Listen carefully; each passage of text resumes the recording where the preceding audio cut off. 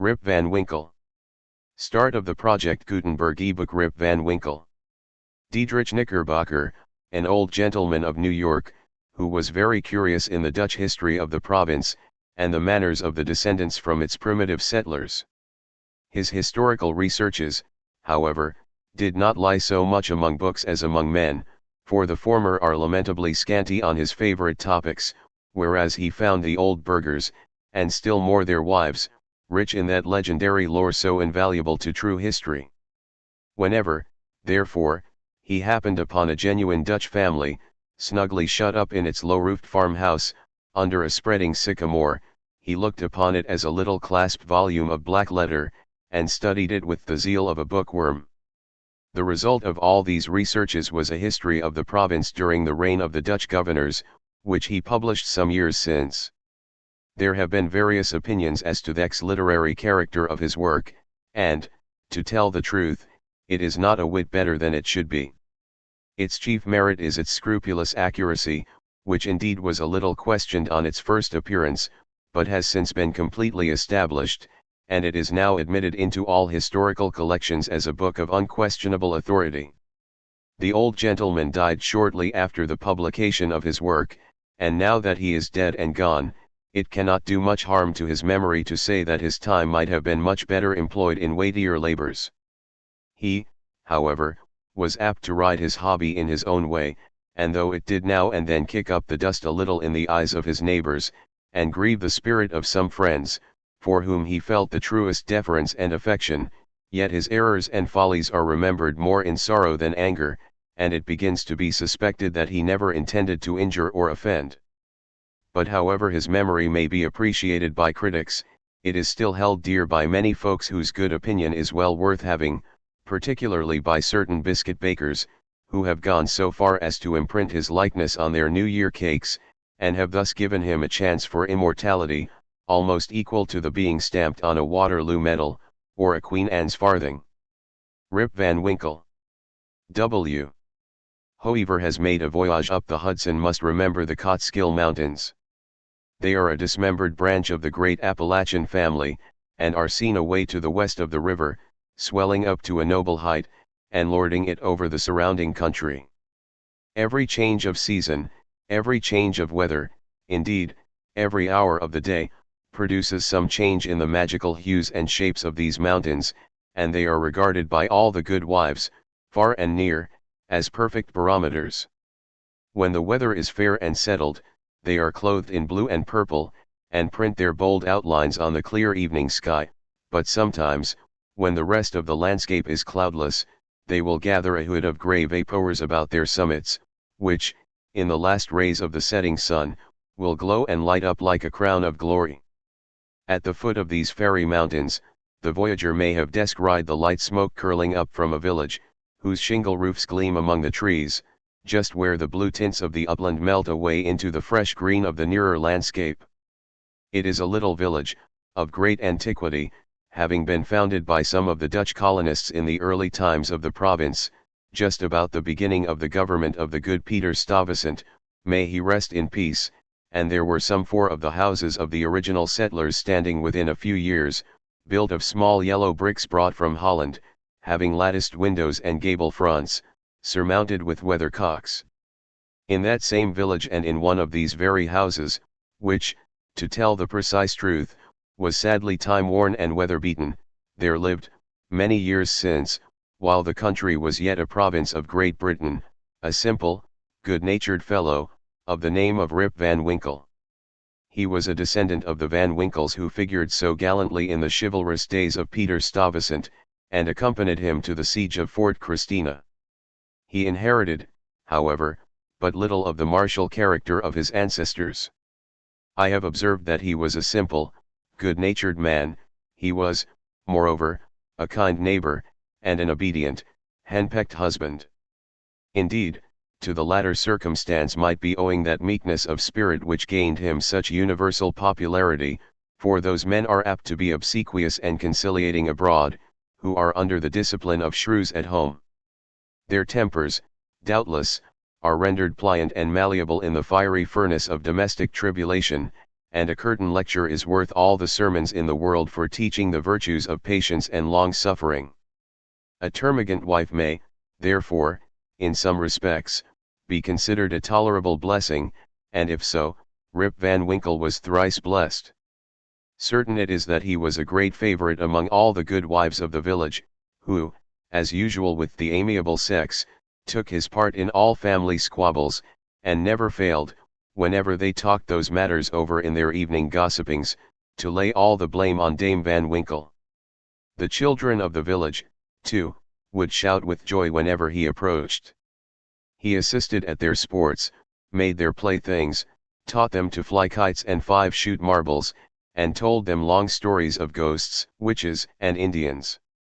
Whenever he went dodging about the village, he was surrounded by a troop of them, hanging on his skirts, clambering on his back, and playing 1,000 tricks on him with impunity, and not a dog would bark at him throughout the neighborhood. His cow would go astray or get among the cabbages. See larger view. His children were as ragged and wild as if they belonged to nobody. See larger view. Equipped in a pair of his father's cast-off golly-gaskins, which he had as much ado to hold up as a fine lady does her train in bad weather. See larger view. Long stories of ghosts, witches, and Indians. The great error in Rip's composition was an insuperable aversion to all kinds of profitable labor. It could not be for want of assiduity or perseverance, for he would sit on a wet rock, with a rod as long and heavy as a Tartar's lance, and fish all day without a murmur, even though he should not be encouraged by a single nibble. He would carry a fowling piece on his shoulder for hours together, trudging through woods and swamps, and up hill and down dale, to shoot a few squirrels or wild pigeons. He would never refuse to assist a neighbor even in the roughest toil, and was a foremost man in all country frolics for husking Indian corn, or building stone fences. The women of the village, too, used to employ him to run their errands, and to do such little odd jobs as their less obliging husbands would not do for them. In a word, Rip was ready to attend to anybody's business but his own, but as to doing family duty, and keeping his farm in order, he found it impossible. In fact, he declared it was of no use to work on his farm, it was the most pestilent little piece of ground in the whole country, everything about it went wrong, in spite of him. His fences were continually falling to pieces, his cow would either go astray, or get among the cabbages, weeds were sure to grow quicker in his fields than anywhere else, the rain always made a point of setting in just as he had some outdoor work to do, so that though his patrimonial estate had dwindled away under his management, acre by acre, until there was little more left than a mere patch of Indian corn and potatoes, yet it was the worst conditioned farm in the neighborhood. His children, too, were as ragged and wild as if they belonged to nobody. His son Rip, an urchin begotten in his own likeness, promised to inherit the habits, with the old clothes, of his father. He was generally seen trooping like a colt at his mother's heels, equipped in a pair of his father's cast-off golly-gaskins, which he had much ado to hold up with one hand, as a fine lady does her train in bad weather. Rip Van Winkle, however, was one of those happy mortals, of foolish, well-oiled dispositions, who take the world easy, eat white bread or brown, whichever can be got with least thought or trouble, and would rather starve on a penny than work for a pound. If left to himself, he would have whistled life away in perfect contentment, but his wife kept continually dinning in his ears about his idleness, his carelessness, and the ruin he was bringing on his family. Morning, noon, and night, her tongue was incessantly going, and everything he said or did was sure to produce a torrent of household eloquence. Rip had but one way of replying to all lectures of the kind, and that, by frequent use, had grown into a habit. He shrugged his shoulders, shook his head, cast up his eyes, but said nothing.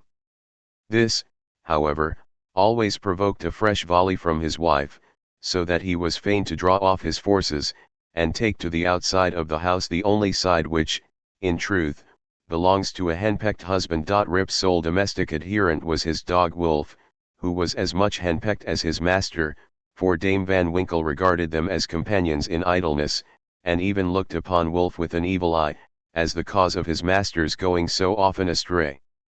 True it is, in all points of spirit befitting an honorable dog, he was as courageous an animal as ever scoured the woods, but what courage can withstand the evil-doing and all-besetting terrors of a woman's tongue? The moment Wolf entered the house his chest fell, his tail drooped to the ground or curled between his legs, he sneaked about with a gallows air, casting many a sidelong glance at Dame Van Winkle, and at the least flourish of a broomstick or ladle he would fly to the door with yelping precipitation. Times grew worse and worse with Rip Van Winkle as years of matrimony rolled on. A tart temper never mellows with age, and a sharp tongue is the only edged tool that grows keener with constant use. For a long while he used to console himself, when driven from home, by frequenting a kind of perpetual club of the sages, philosophers, and other idle personages of the village, which held its sessions on a bench before a small inn, designated by a rubicund portrait of His Majesty George III. Here they used to sit in the shade through a long, lazy summer's day, talking listlessly over village gossip, or telling endless, sleepy stories about nothing. But it would have been worth any statesman's money to have heard the profound discussions that sometimes took place, when by chance an old newspaper fell into their hands from some passing traveller.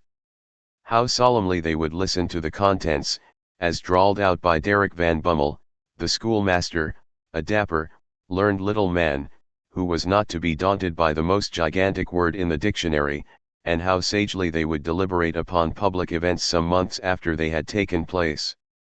The opinions of this junto were completely controlled by Nicholas Vedder, a patriarch of the village, and landlord of the inn, at the door of which he took his seat from morning till night, just moving sufficiently to avoid the sun and keep in the shade of a large tree, so that the neighbors could tell the hour by his movements as accurately as by a sundial. It is true he was rarely heard to speak, but smoked his pipe incessantly. His adherents, however, for every great man has his adherents, perfectly understood him, and knew how to gather his opinions.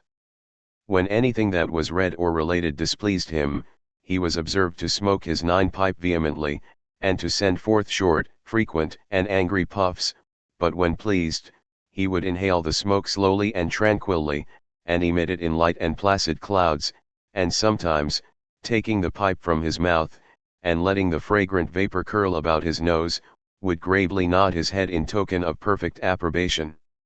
From even this stronghold the unlucky Rip was at length rooted by his termagant wife, who would suddenly break in upon the tranquillity of the assemblage and call the members all to naught, nor was that august personage, Nicholas Vedder himself, sacred from the daring tongue of this terrible virago, who charged him outright with encouraging her husband in habits of idleness. Poor Rip was at last reduced almost to despair, and his only alternative, to escape from the labor of the farm and clamour of his wife, was to take gun in hand and stroll away into the woods. Here he would sometimes seat himself at the foot of a tree, and share the contents of his wallet with Wolf, with whom he sympathized as a fellow-sufferer in persecution.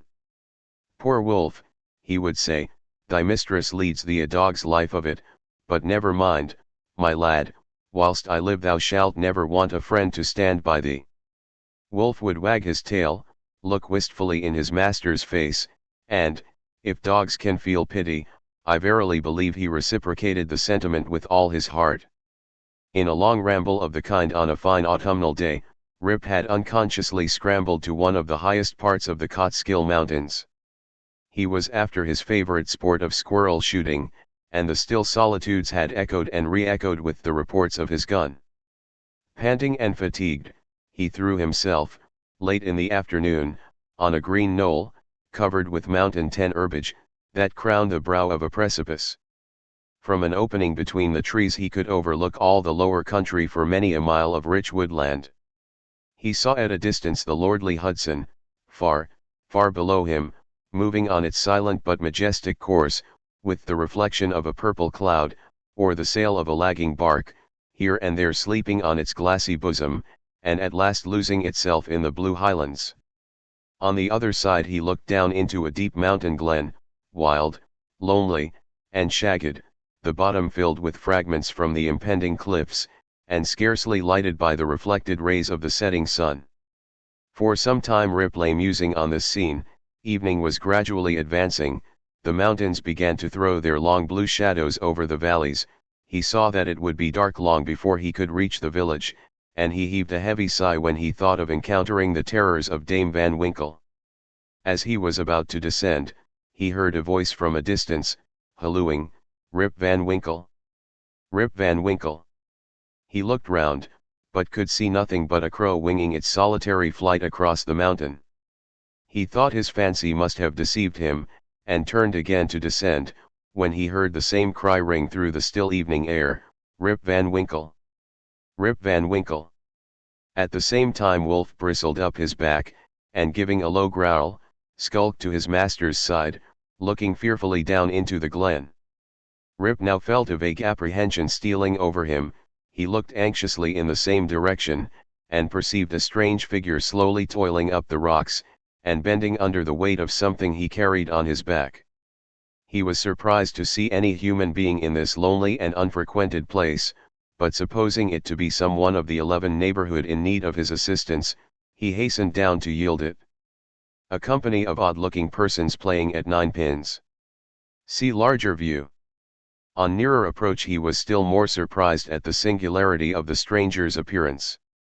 He was a short, square-built old fellow, with thick bushy hair, and a grizzled beard. His dress was of the antique Dutch fashion, a cloth jerkin strapped round the waist, several pair of breeches, the outer one of ample volume, decorated with rows of buttons down the sides, and bunches at the knees. He bore on his shoulder a stout keg, that seemed full of liquor, and made signs for Rip to approach and assist him with the load. Though rather shy and distrustful of his new 12 acquaintance, Rip complied with his usual alacrity, and mutually relieving one another, they clambered up a narrow gully, apparently the dry bed of a mountain torrent. As they ascended, Rip every now and then heard long, rolling peals, like distant thunder, that seemed to issue out of a deep ravine, or rather cleft, between lofty rocks, toward which their ragged path conducted. He paused for an instant, but supposing it to be the muttering of one of those transient thunder showers which often take place in mountain heights, he proceeded.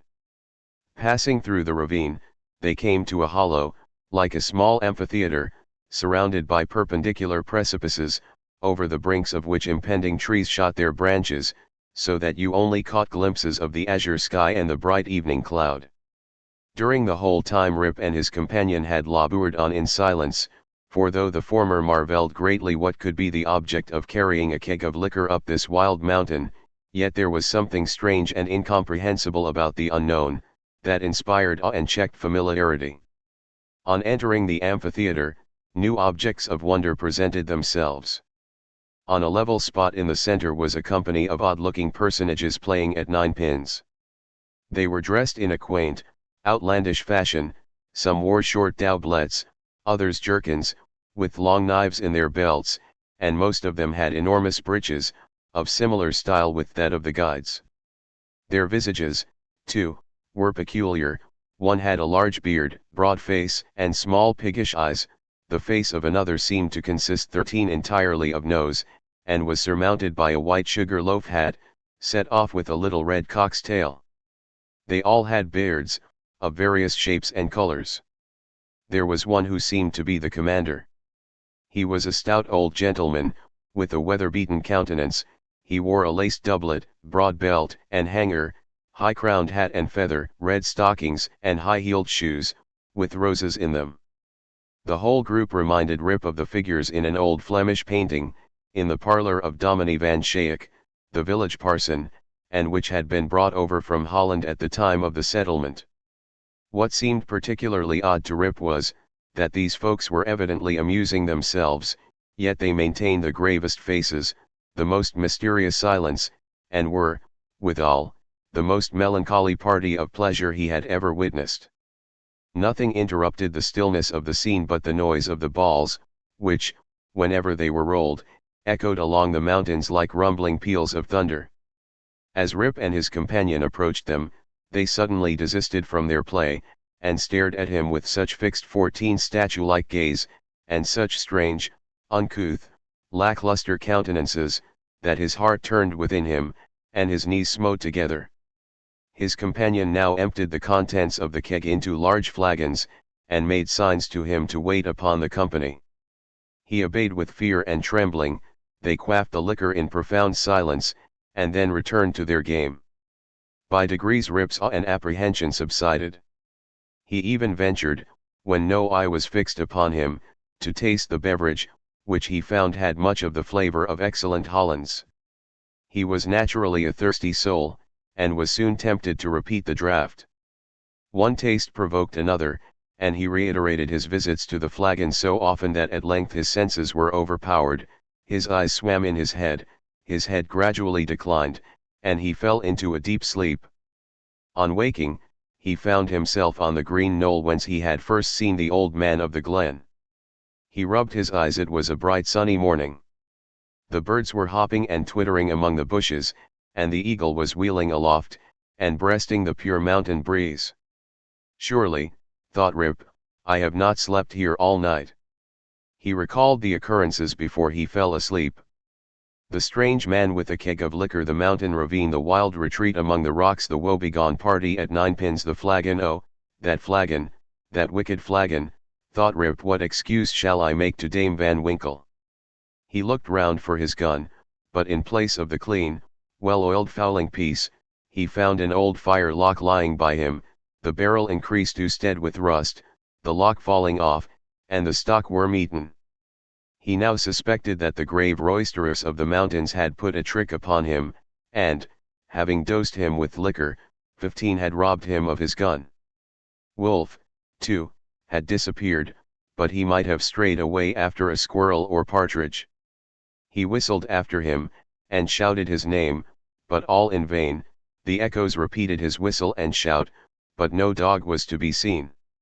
He determined to revisit the scene of the last evening's gamble, and if he met with any of the party, to demand his dog and gun. As he rose to walk, he found himself stiff in the joints, and wanting in his usual activity. These mountain beds do not agree with me, thought Rip, and if this frolic should lay me up with a fit of the rheumatism, I shall have a blessed time with Dame Van Winkle. With some difficulty he got down into the glen.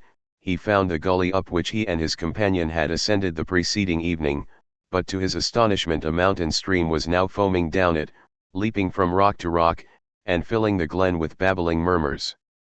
He, however, made shift to scramble up its sides, working his toilsome way through thickets of birch, sassafras, and witch hazel, and sometimes tripped up or entangled by the wild grapevines that twisted their coils or tendrils from tree to tree, and spread a kind of network in his path. At length he reached to where the ravine had opened through the cliffs to the amphitheater, but no traces of such opening remained. The rocks presented a high, impenetrable wall, over which the torrent came tumbling in a sheet of feathery foam, and fell into a broad deep basin, black from the shadows of the surrounding forest. Here, then, poor Rip was brought to a stand. He again called and whistled after his dog. He was only answered by the cawing of a flock of idle crows, sporting high in the air about a dry tree that overhung a sunny precipice, and who, secure in their elevation, seemed to look down and scoff at the poor man's perplexities. What was to be done? The morning was passing away 16 and Rip felt famished for want of his breakfast. He grieved to give up his dog and gun, he dreaded to meet his wife, but it would not do to starve among the mountains. He shook his head, shouldered the rusty firelock, and, with a heart full of trouble and anxiety, turned his steps homeward. As he approached the village he met a number of people, but none whom he knew, which somewhat surprised him, for he had thought himself acquainted with every one in the country round. Their dress, too, was of a different fashion from that to which he was accustomed. They all stared at him with equal marks of surprise, and whenever they cast their eyes upon him, invariably stroked their chins. The constant recurrence of this gesture induced Rip, involuntarily, to do the same, when, to his astonishment, he found his beard had grown a foot long. He had now entered the skirts of the village. A troop of strange children ran at his heels, hooting after him, and pointing at his grey beard. The dogs, too, not one of whom he recognized for an old acquaintance, barked at him as he passed. The very village was altered, it was larger and more populous. There were rows of houses which he had never seen before, and those which had been his familiar haunts had disappeared. Strange names were over the doors, strange faces at the windows, everything was strange. His mind now misgave him, he began to doubt whether both he and the world around him were not bewitched. Surely this was his native village, which he had left but the day before. There stood the Catskill Mountains, there ran the silver Hudson, at a distance there was every hill and dale precisely as it had always been. Rip was sorely perplexed. That flagon last night, thought he, has addled my poor head sadly. It was with some difficulty that he found the way to his own house, which he approached with silent awe, expecting every moment to hear the shrill voice of Dame Van Winkle. He found the house gone to decay, the roof had fallen in, the windows shattered, and the doors off the hinges. A half-starved dog that looked like Wolf was skulking about it. Rip called him by name, but the cur snarled, showed his teeth, and passed on. This was an unkind cut indeed. My very dog, sighed poor Rip, has forgotten me. He entered the house, which, to tell the truth, Dame Van Winkle had always kept in neat order. It was empty, forlorn, and apparently abandoned. This desolateness overcame all his connubial fears. He called loudly for his wife and children. The lonely chambers rang for a moment with his voice, and then all again was silence. He now hurried forth, and hastened to his old resort, the village inn, but it too was gone. A large rickety wooden building stood in its place, with great gaping windows, some of them broken and mended with old hats and petticoats, and over the door was painted, "The Union Hotel, by Jonathan Doolittle." Instead of the great tree that used to shelter the quiet little Dutch inn of yore, there now was reared a tall, naked pole, with something on the top that looked like a red nightcap, and from it was fluttering a flag, on which was a singular assemblage of stars and stripes. All this was strange and incomprehensible. He recognized on the sign, however, the ruby face of King George, under which he had smoked so many a peaceful pipe, but even this was singularly metamorphosed. The red coat was changed for one of blue and buff, a sword was held in the hand instead of a scepter, the head was decorated with a cocked hat, and underneath was painted in large characters, "General Washington." 18. There was, as usual, a crowd of folk about the door, but none that Rip recollected. The very character of the people seemed changed. There was a busy, bustling, disputatious tone about it, instead of the accustomed phlegm and drowsy tranquility.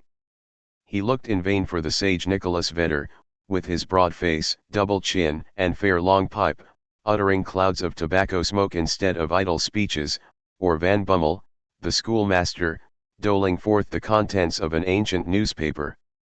In place of these, a lean, bilious-looking fellow, with his pockets full of handbills, was haranguing vehemently about rights of citizens, elections, members of Congress, liberty, Bunker's Hill, heroes of '76, and other words, which were a perfect Babylonish jargon to the bewildered Van Winkle. The appearance of Rip, with his long, grizzled beard, his rusty fowling piece, his uncouth dress, and an army of women and children at his heels, soon attracted the attention of the tavern politicians. They crowded round him, eyeing him from head to foot with great curiosity. The orator bustled up to him, and, drawing him partly aside, inquired on which side he voted. Rip stared in vacant stupidity. Another short but busy little fellow pulled him by the arm, and, rising on tiptoe, inquired in his ear, whether he was Federal or Democrat. Rip was equally at a loss to comprehend the question, when a knowing, self-important old gentleman, in a sharp cocked hat, made his way through the crowd, putting them to the right and left with his elbows as he passed, and planting himself before Van Winkle, with one arm akimbo, the other resting on his cane, his keen eyes and sharp hat penetrating, as it were, into his very soul, demanded in an austere tone, what brought him to the election with a gun on his shoulder, and a mob at his heels. And whether he meant 19 to breed a riot in the village.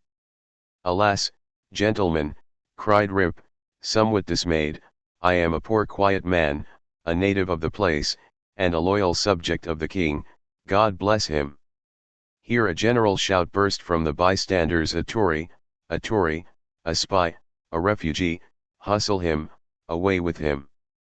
It was with great difficulty that the self-important man in the cocked hat restored order, and, having assumed a tenfold austerity of brow, demanded again of the unknown culprit, what he came there for, and whom he was seeking.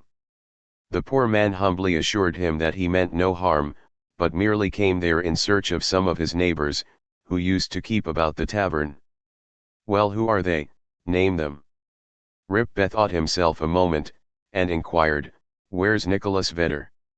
There was a silence for a little while, when an old man replied, in a thin, piping voice, Nicholas Vedder, why, he is dead and gone these 18 years.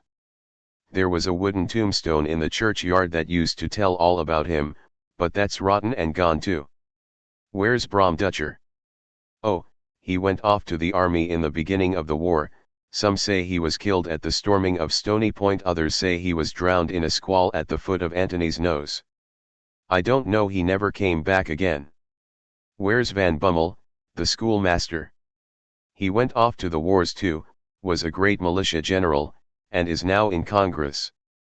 Rip's heart died away at hearing of these sad changes in his home and friends, and finding himself thus alone in the world. Every answer puzzled him too, by treating of such enormous lapses 20 of time, and of matters which he could not understand. War Congress Stony Point, he had no courage to ask after any more friends, but cried out in despair, does nobody here know Rip Van Winkle? Oh, Rip Van Winkle, exclaimed 2 or 3, oh, to be sure, that's Rip Van Winkle yonder, leaning against the tree. Rip looked, and beheld a precise counterpart of himself, as he went up the mountain, apparently as lazy, and certainly as ragged. The poor fellow was now completely confounded. He doubted his own identity, and whether he was himself or another man. In the midst of his bewilderment, the man in the cocked hat demanded who he was, and what was his name. God knows, exclaimed he, at his wit's end, I'm not myself, I'm somebody else, that's me yonder. No, that somebody else got into my shoes. I was myself last night, but I fell asleep on the mountain, and they've changed my gun, and everything's changed, and I can't tell what's my name, or who I am. The bystanders began now to look at each other, nod, wink significantly, and tap their fingers against their foreheads. There was a whisper, also, about securing the gun, and keeping the old fellow from doing mischief, at the very suggestion of which the self-important man in the cocked hat retired with some precipitation. At this critical moment a fresh, comely woman pressed through the throng to get a peep at the grey-bearded man. She had a chubby child in her arms, which, frightened at his looks, began to cry. Hush, Rip, cried she, hush, you little fool, the old man won't hurt you. The name of the child, the air of the mother, the tone of her voice, all awakened a train of recollections in his mind. What is your name, my good woman? Asked he. 21. Peter was the most ancient inhabitant of the village, p. 24. 22. 23. Judith Gardenia. And your father's name? Ah, poor man, Rip Van Winkle was his name, but it's 20 years since he went away from home with his gun, and never has been heard of since his dog came home without him, but whether he shot himself, or was carried away by the Indians, nobody can tell. I was then but a little girl. Rip had but one question more to ask, but he put it with a faltering voice. Where's your mother? Oh, she too had died but a short time since. She broke a blood vessel in a fit of passion at a New England peddler. There was a drop of comfort, at least, in this intelligence. The honest man could contain himself no longer. He caught his daughter and her child in his arms. I am your father, cried he. Young Rip Van Winkle, once old Rip Van Winkle now, does nobody know poor Rip Van Winkle? All stood amazed, until an old woman, tottering out from among the crowd, put her hand to her brow, and peering under it in his face for a moment, exclaimed, sure enough, It is Rip Van Winkle, it is himself. Welcome home again, old neighbor. Why, where have you been these 20 long years? Rip's story was soon told, for the whole 20 years had seemed to him as but one night. The neighbors stared when they heard it, some were seen to wink at each other, and put their tongues in their cheeks, and the self-important man in the cocked hat, who, when the alarm was over, had returned to the field, screwed down the corners of his mouth, and shook his head, upon which there was a general shaking of the head throughout the assemblage. 24 It was determined, however, to take the opinion of old Peter Vanderdonk, who was seen slowly advancing up the road. He was a descendant of the historian of that name, who wrote one of the earliest accounts of the province. Peter was the most ancient inhabitant of the village, and well versed in all the wonderful events and traditions of the neighborhood. He recollected Rip at once, and corroborated his story in the most satisfactory manner. He assured the company that it was a fact, handed down from his ancestor the historian, that the Catskill Mountains had always been haunted by strange beings. That it was affirmed that the great Hendrik Hudson, the first discoverer of the river and country, kept a kind of vigil there every 20 years, with his crew of the Half Moon, being permitted in this way to revisit the scenes of his enterprise, and keep a guardian eye upon the river and the great city called by his name. That his father had once seen them in their old Dutch dresses playing at ninepins in a hollow of the mountain, and that he himself had heard, one summer afternoon, the sound of their balls, like distant peals of thunder. To make a long story short, the company broke up and returned to the more important concerns of the election. Rip's daughter took him home to live with her. She had a snug, well-furnished house, and a stout, cheery farmer for a husband, whom Rip recollected for one of the urchins that used to climb upon his back.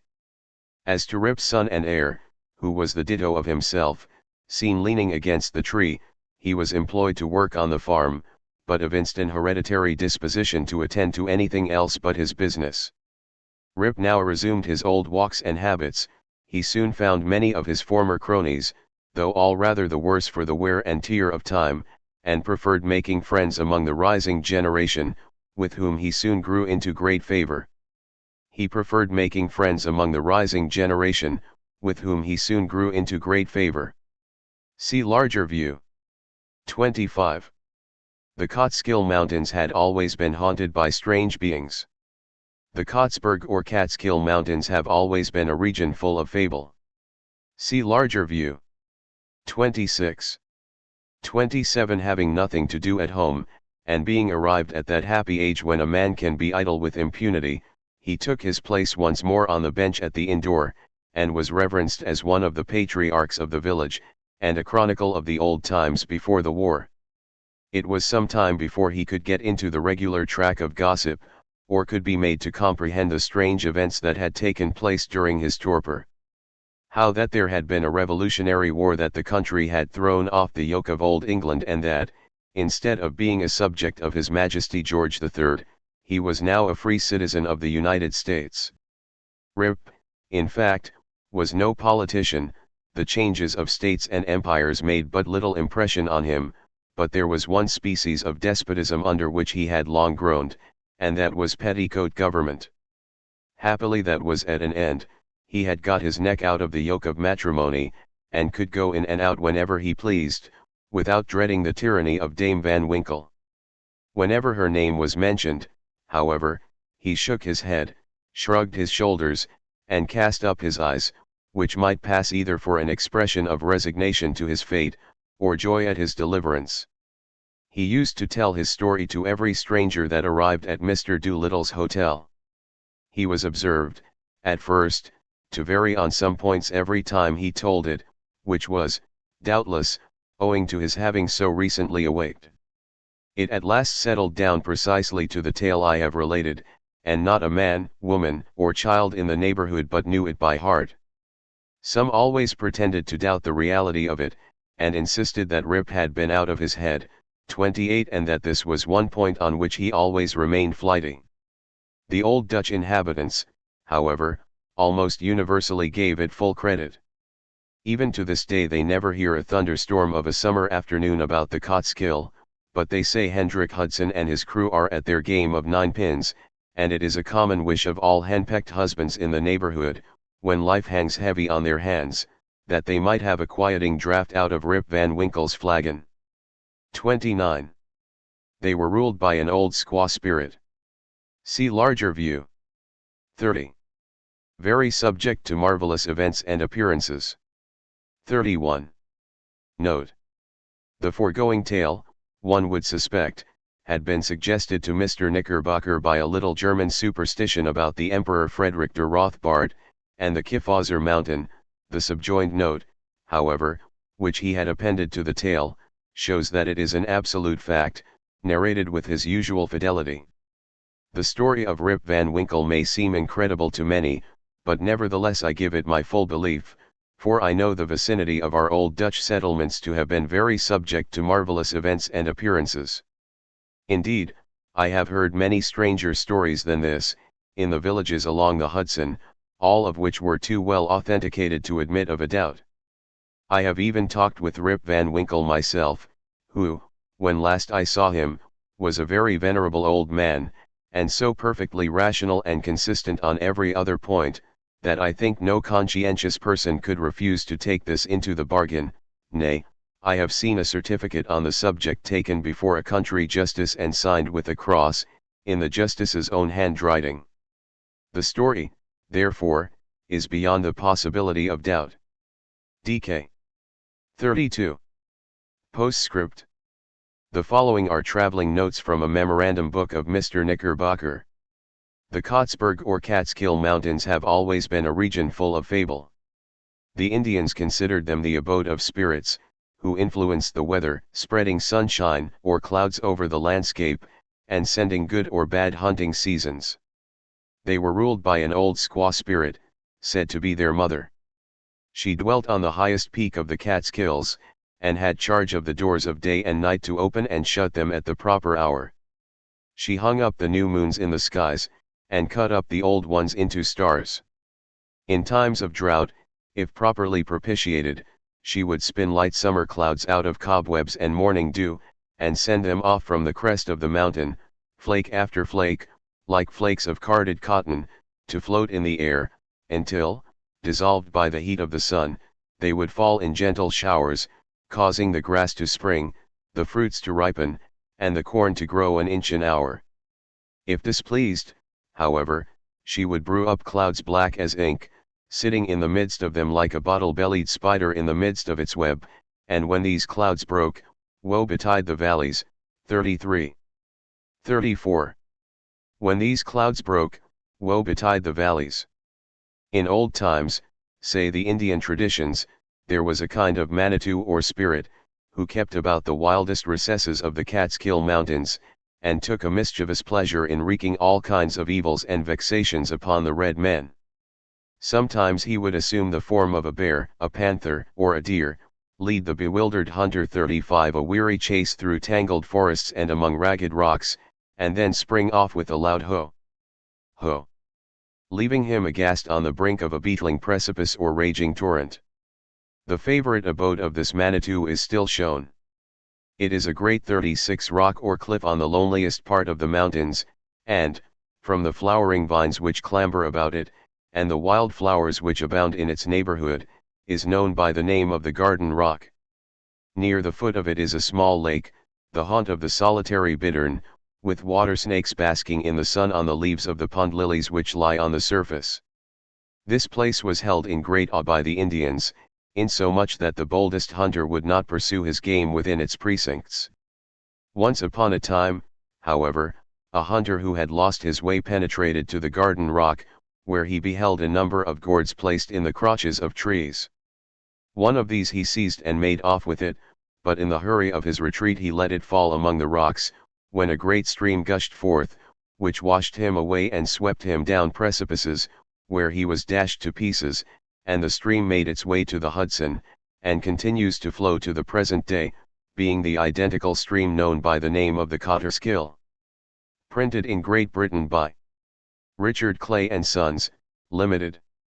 Brunswick Street, Stamford Street, SE1. And Bungay, Suffolk. Transcriber's note. Attempts have been made to retain hyphenation, punctuation, and spelling as published in the original publication. End of the Project Gutenberg Ebook Rip Van Winkle. Updated editions will replace the previous one. The old editions will be renamed. Creating the works from print editions not protected by U.S. copyright law means that no one owns a United States copyright in these works, so the Foundation, and you, can copy and distribute it in the United States without permission and without paying copyright royalties. Special rules, set forth in the general terms of use part of this license, apply to copying and distributing Project Gutenberg trademark electronic works to protect the Project Gutenberg trademark concept and trademark. Project Gutenberg is a registered trademark, and may not be used if you charge for an ebook, except by following the terms of the trademark license, including paying royalties for use of the Project Gutenberg trademark. If you do not charge anything for copies of this ebook, complying with the trademark license is very easy. You may use this ebook for nearly any purpose such as creation of derivative works, reports, performances, and research. Project Gutenberg ebooks may be modified and printed and given away. You may do practically anything in the United States with ebooks not protected by U.S. copyright law. Redistribution is subject to the trademark license, especially commercial redistribution. Start, full license. The full Project Gutenberg license. Please read this before you distribute or use this work. To protect the Project Gutenberg trademark mission of promoting the free distribution of electronic works, by using or distributing this work, or any other work associated in any way with the phrase Project Gutenberg, you agree to comply with all the terms of the full Project Gutenberg trademark license available with this file or online at www.gutenberg.org/license. Section 1. General Terms of Use and Redistributing Project Gutenberg Trademark Electronic Works. 1.a. By reading or using any part of this Project Gutenberg Trademark Electronic Work, you indicate that you have read, understand, agree to and accept all the terms of this license and intellectual property, trademark/copyright, agreement. If you do not agree to abide by all the terms of this agreement, you must cease using and return or destroy all copies of Project Gutenberg trademark electronic works in your possession. If you paid a fee for obtaining a copy of or access to a Project Gutenberg trademark electronic work and you do not agree to be bound by the terms of this agreement, you may obtain a refund from the person or entity to whom you paid the fee as set forth in paragraph 1.e.8. 1.b. Project Gutenberg is a registered trademark. It may only be used on or associated in any way with an electronic work by people who agree to be bound by the terms of this agreement. There are a few things that you can do with most Project Gutenberg trademark electronic works even without complying with the full terms of this agreement. See paragraph 1.c below.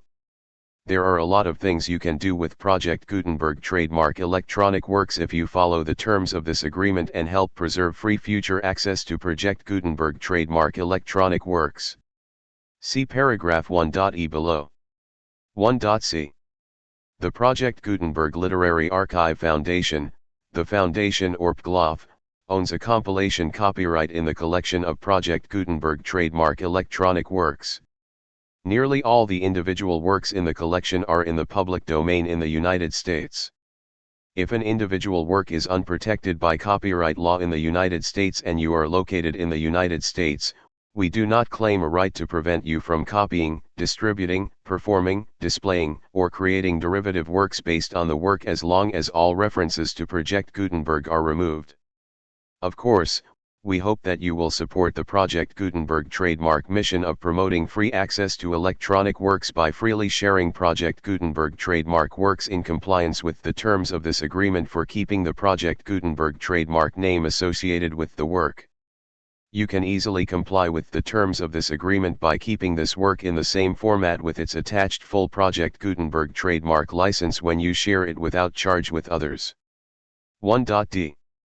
The copyright laws of the place where you are located also govern what you can do with this work. Copyright laws in most countries are in a constant state of change. If you are outside the United States, Check the laws of your country in addition to the terms of this agreement before downloading, copying, displaying, performing, distributing or creating derivative works based on this work or any other Project Gutenberg trademark work. The Foundation makes no representations concerning the copyright status of any work in any country other than the United States. 1.e Unless you have removed all references to Project Gutenberg. 1.e.1. The following sentence, with active links to, or other immediate access to, the full Project Gutenberg trademark license must appear prominently whenever any copy of a Project Gutenberg trademark work, any work on which the phrase Project Gutenberg appears, or with which the phrase Project Gutenberg is associated, is accessed, displayed, performed, viewed, copied or distributed. This ebook is for the use of anyone anywhere in the United States and most other parts of the world at no cost and with almost no restrictions whatsoever. You may copy it, give it away or reuse it under the terms of the Project Gutenberg license included with this ebook or online at www.gutenberg.org. If you are not located in the United States, you will have to check the laws of the country where you are located before using this ebook. 1.e.2. If an individual Project Gutenberg trademark electronic work is derived from texts not protected by U.S. copyright law, does not contain a notice indicating that it is posted with permission of the copyright holder, the work can be copied and distributed to anyone in the United States without paying any fees or charges. If you are redistributing or providing access to a work with the phrase Project Gutenberg associated with or appearing on the work, you must comply either with the requirements of paragraphs 1.e.1 through 1.e.7 or obtain permission for the use of the work and the Project Gutenberg trademark as set forth in paragraphs 1.e.8 or 1.e.9. 1.e.3. If an individual Project Gutenberg trademark electronic work is posted with the permission of the copyright holder, your use and distribution must comply with both paragraphs 1.e.1 through 1.e.7 and any additional terms imposed by the copyright holder. Additional terms will be linked to the Project Gutenberg trademark license for all works posted with the permission of the copyright holder found at the beginning of this work. 1.e.4. Do not unlink or detach or remove the full Project Gutenberg trademark license terms from this work, or any files containing a part of this work or any other work associated with Project Gutenberg trademark. 1.e.5. Do not copy, display, perform, distribute or redistribute this electronic work, or any part of this electronic work, without prominently displaying the sentence set forth in paragraph 1.e.1 with active links or immediate access to the full terms of the Project Gutenberg trademark license. 1.e.6. You may convert to and distribute this work in any binary, compressed, marked up, non-proprietary or proprietary form, including any word processing or hypertext form. However, if you provide access to or distribute copies of a Project Gutenberg trademark work in a format other than plain vanilla ASCII or other format used in the official version posted on the official Project Gutenberg trademark website, www.gutenberg.org, you must, at no additional cost, fee, or expense to the user, provide a copy, a means of exporting a copy, or a means of obtaining a copy upon request, of the work in its original plain vanilla ASCII or other form. Any alternate format must include the full Project Gutenberg trademark license as specified in paragraph 1.e.1. 1.e.7.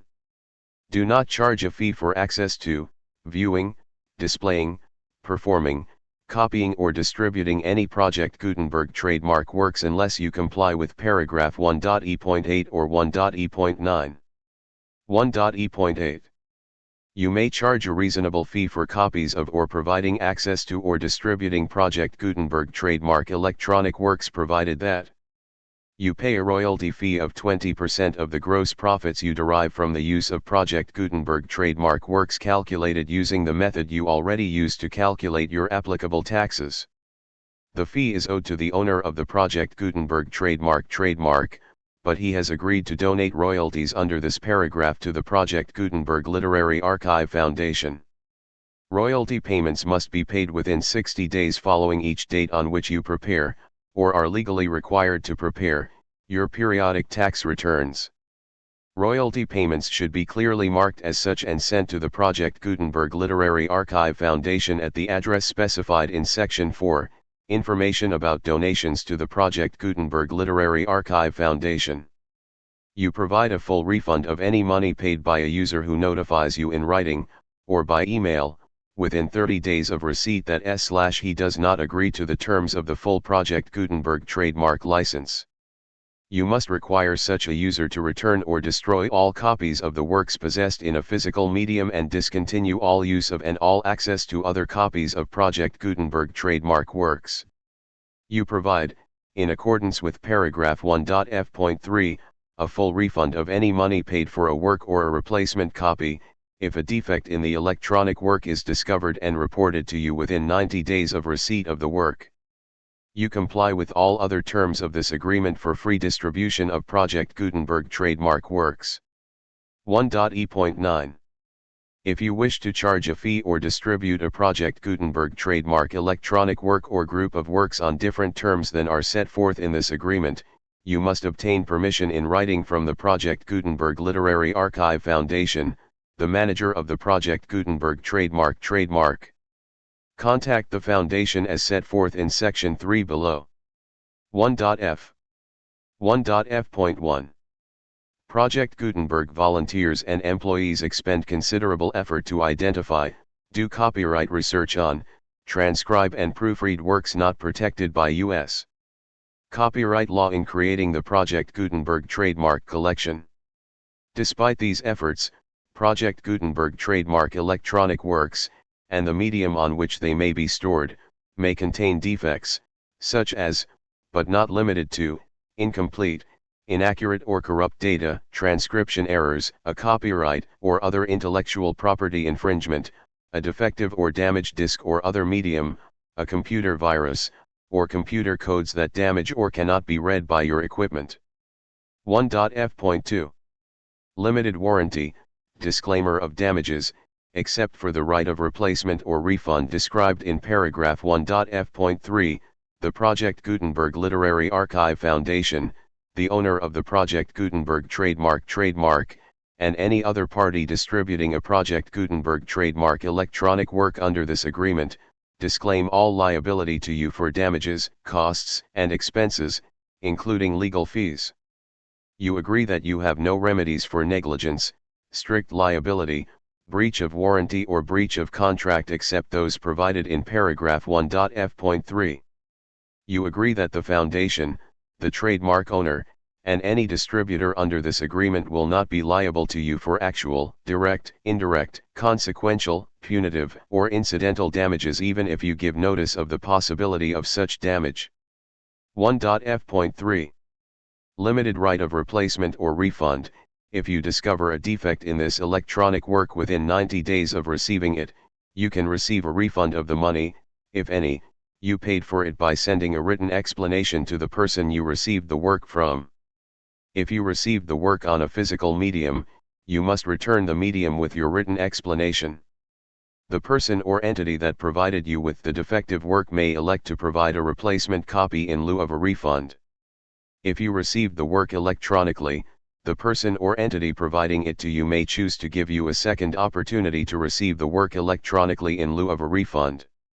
If the second copy is also defective, you may demand a refund in writing without further opportunities to fix the problem. 1.f.4.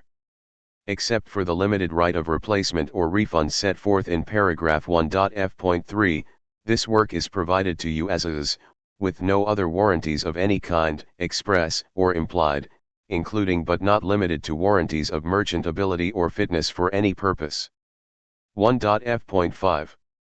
Some states do not allow disclaimers of certain implied warranties or the exclusion or limitation of certain types of damages. If any disclaimer or limitation set forth in this agreement violates the law of the state applicable to this agreement, the agreement shall be interpreted to make the maximum disclaimer or limitation permitted by the applicable state law.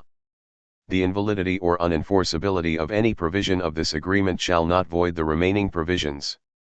1.f.6 Indemnity. You agree to indemnify and hold the foundation, the trademark owner, any agent or employee of the foundation, anyone providing copies of Project Gutenberg trademark electronic works in accordance with this agreement, and any volunteers associated with the production, promotion, and distribution of Project Gutenberg trademark electronic works, harmless from all liability, costs, and expenses, including legal fees, that arise directly or indirectly from any of the following which you do or cause to occur. A. Distribution of this or any Project Gutenberg trademark work. B. Alteration, modification, or additions or deletions to any Project Gutenberg trademark work. And C. Any defect you cause. Section 2. Information about the mission of Project Gutenberg trademark. Project Gutenberg trademark is synonymous with the free distribution of electronic works in formats readable by the widest variety of computers, including obsolete, old, middle-aged, and new computers. It exists because of the efforts of hundreds of volunteers and donations from people in all walks of life.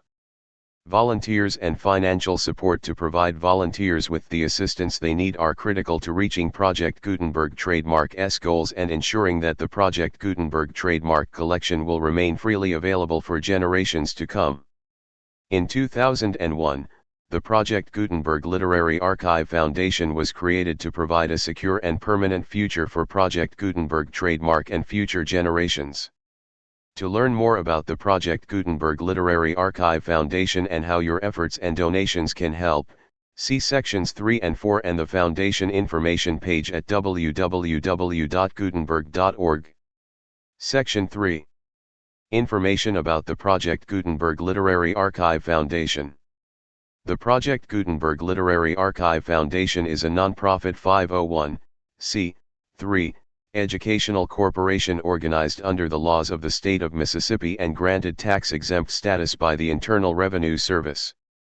The Foundation's IN or Federal Tax Identification Number is 64-6221541. Contributions to the Project Gutenberg Literary Archive Foundation are tax-deductible to the full extent permitted by U.S. federal laws and your state's laws. The Foundation's business office is located at 809 North 1500 West, Salt Lake City, Utah 841-16801-596-1887.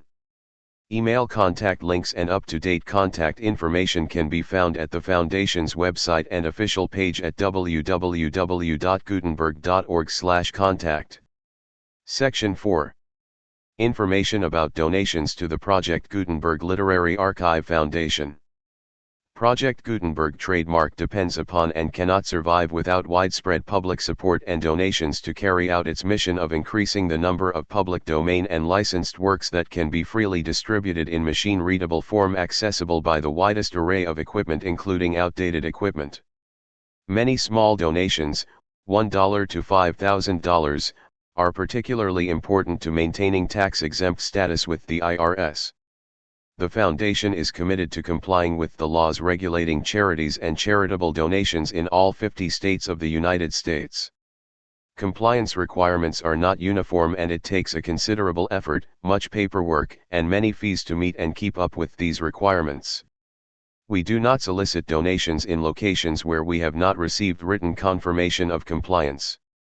To send donations or determine the status of compliance for any particular state, visit www.gutenberg.org/donate.